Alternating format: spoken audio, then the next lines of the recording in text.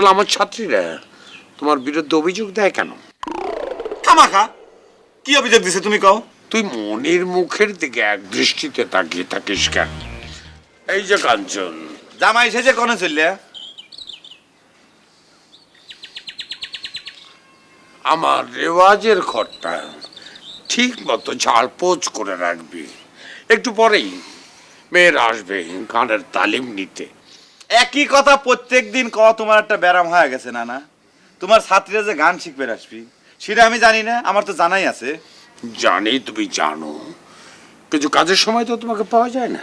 এই যে খবাজ করে একটা অন্যায় কথা কয়া ভালাইলিয়া। আমি তো তোমার গানের ঘরের ভিতরে বসে থাকতে চাই, তুমি তোমাকে বাইর করে দিছাও। তোমার নাকি সমস্যা হয়? বাজে কথা বলবি না। আমার সমস্যা হয় মানে তুমি নিজেই ভালো জানো আমাকে গানের ঘরের থেকে বাইর করে দিছাও। আমি খালি সেটাই জানি, আর তো কিছু জানি না। তার আগে তুমি তোমার দৃষ্টিটা ঠিক করো। আমার দৃষ্টি ঠিকই আছে না?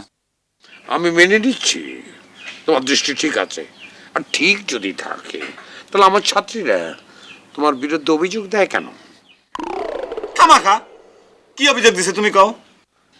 তুই মনির মুখের দিকে এক দৃষ্টিতে তাকিয়ে থাকিস কেন? না না, এটা শুধু মনির কথা না, আমি নিজেও কয়েকবার দেখেছি। তা এটা অভিযোগ করার মতো কোনো খারাপ কাম হইলো কও? আচ্ছা না, কারো গান মনোযোগ দিয়ে শুনবে চালি পরে তার মুখের দিক তাকা থাকা লাগে না? সেটা কি অন্যায় করার মতো কাম হবে পারে কও? আমি এ বিষয়ে তোমার সঙ্গে আর কোনো কথা বলতে চাইনি। কথা তো কবেই না, কথা কলি পরে তো মেলা কিছু ফিলাস হয়ে যাবে না।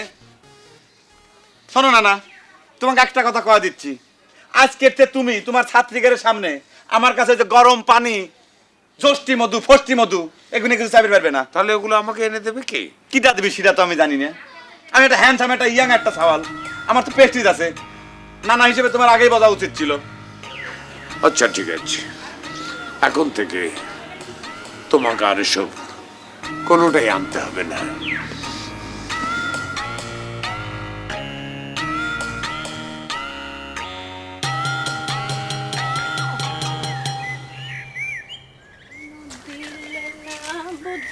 মনি, পুকারা ভাই তুমি তুমি অন্তত আমার ভালো নামটা ধরে ডাক দাও। মনি, কি করবো কও, অভ্যাস হয়ে গেছে। গায়ে সকালে তোমাকে পুকারা করে ডাকে তো। তোমার নামটা যেন কি? আমার নামটাই মনে থাকে না তোমার, অথচ তোমার যে ষষ্ঠী মধু লাগবে সেটা কিন্তু আমি ঠিকই আনিছি। নাকি যাইনি শুনি চলনা করতেছো কিটা জানি। তোমার সাথে ছলনা করবো কে পুকারা? সত্যি করছি, মনে নেই। আমার নাম জুলহাস। হাসতেছো কি জন্য মনি? কাল ওস্তাদের সামনে কাঞ্চন তোমার নাম জুলহাস বাইলহাস করছিল তো, সেই কথা মনে পড়ে গেল। কাঞ্চন এ কথা কইছে, ওই যদি আমি 12টা না বাজাইছি। বাদ দাও পুকারা ভাই, এ নিয়ে ঝামেলা করে লাভ নাই। আর কাঞ্চন তোমাকে বাইলহাস করলি কি, তুমি জুলহাস বাইলহাস হয়ে গেলা? এই জন্যই তো করছি যে তুমি নবালির কাছে গান শেখাটা বাদ দাও। আমার ওস্তাদের কাছে গান শিখবার বাদ দেবার কথা কও। তুমি নিজেই তো ওস্তাদের কাছে গান শিখবার জন্য ধন্যবাদ দিছিলে।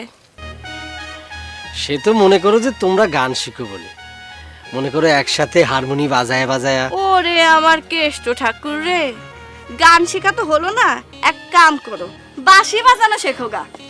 চলে যাচ্ছ যে, তোমার সাথে তো কথাই হলো না। এত কথার পরেও আর কথা হয় নাই? আমার তো এখন তোমার কথা শোনার আর সময় নাই। এ মনে শোনো, জ্যৈষ্ঠী মধুখান অন্তত নিয়ে যাও, তোমার জন্য কষ্ট করে আইনিছি। নামখান মনে থাকবে তো? জুলহাস থাকবে।